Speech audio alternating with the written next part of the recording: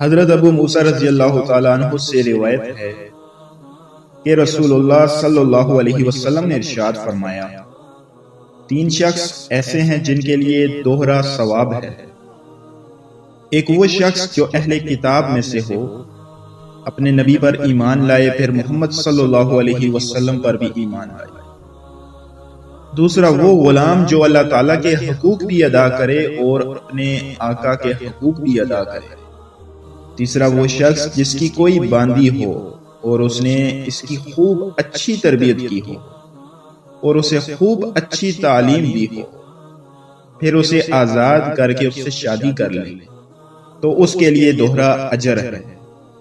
حدیث شریف کا مقصد یہ ہے کہ ان لوگوں کے نامہ اعمال میں ہر عمل کا ثواب دوسروں کے عمل کے مقابلے میں دوہرا لکھا جائے گا۔